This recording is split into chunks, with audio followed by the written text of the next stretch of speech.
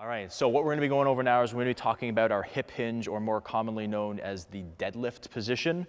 It's not as bad as it sounds. And so very similar beginning setup to the squat. So we're going to have the feet, a nice comfortable width apart.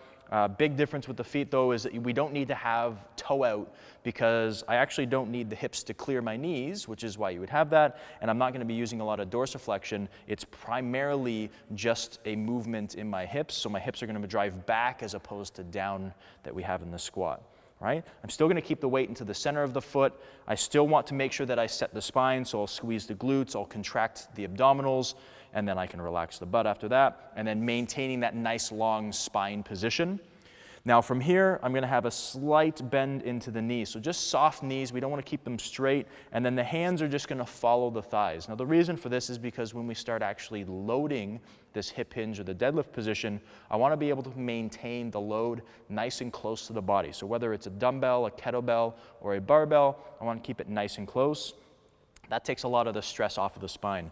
So from here, all I'm going to do is, while maintaining that nice long spine and that knee position, I'm going to just start driving those hips backwards, and I'm just going to go down until I feel a pull in the back of the leg. So that's going to be my stop position, because if I go any further from this position, I'm actually going to start rounding into the spine, and that's where you'll start to get into a lot of stress, specifically if you have back pain. And so my goal is actually to get my hands, just fingertips just below the kneecap. If you can go a little bit further, fantastic, but that's kind of like the goal range of motion that we want to get to. Now, you might need to bend the knees a little bit more to get down to that range if you're really tight into the back of the legs and hips, and that's fine. All right, so from here, all I'm going to do is maintaining the weight in the center of the foot. I'm going to drive from my hips, keeping that nice tall spine, and I'm going to come straight up to the top standing position. All right, so let's just take a look at that from the side. So same thing, setting up the feet, hands on the thighs, setting the spine, and then we're going to break at the hips here, slight bend in the knees, coming down. Now you notice he's maintaining this nice flat spine position. He doesn't have his head up looking forwards.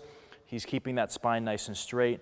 And then from here, he's going to drive up from the hips, and just watch the end of his deadlift here. He's just going to tilt ever so slightly. So not leaning back and not pushing the hips forward, but just taking the pelvis and just rotating it as if there was a spike going straight through the side here, right? And that just maintains or resets that spine just in case there was any movement during the actual lift itself.